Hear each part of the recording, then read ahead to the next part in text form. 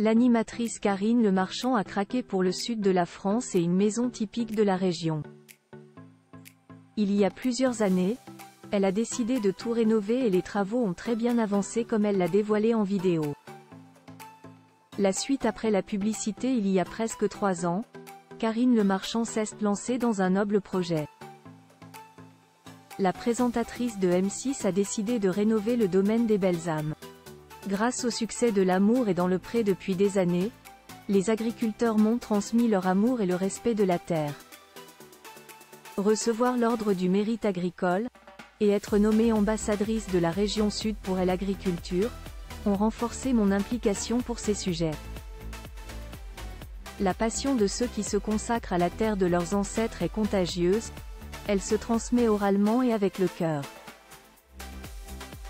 Il suffit de prêter l'oreille et d'ouvrir les bras, explique la sublime femme de 55 ans sur le site dédié à son projet. C'est donc entourée des artisans éco-responsables qu'elle s'est lancée dans cette aventure. Et il y a 3 jours, elle a dévoilé une vidéo du résultat de cet ouvrage. Grand jardin, sublime piscine, intérieur sobre et zen. La maison de Karine Le Marchand pourrait figurer dans les magazines de décoration tant le résultat est beau. Mais attention, le chantier n'est pas encore terminé comme elle l'a indiqué en légende. Plus de 2 ans et demi de travaux et ce n'est pas fini. Mais on profite de ce week-end, enfin ensoleillé, pour montrer à tous les partenaires qui nous accompagnent le résultat de leur travail. Je suis très fière de montrer que le accent aigu au chic est une ambition possible à réaliser dans la rénovation.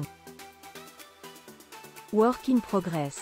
Dans la bonne humeur. De nouveaux travaux en cours et il est vrai que depuis le départ Karine Le Marchand multiplie les allers-retours entre Paris et le Sud pour faire avancer les travaux sans jamais perdre le sourire.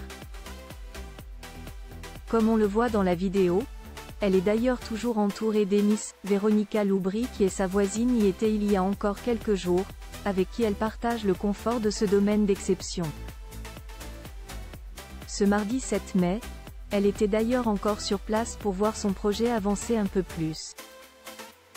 Au programme, pose d'une ombrière en coco et paillage avec des cheveux recyclés, le paillage permettant de maintenir la fraîcheur et l'humidité, limitant ainsi l'évaporation ce qui profite pleinement aux jeunes plantations. Tout un programme.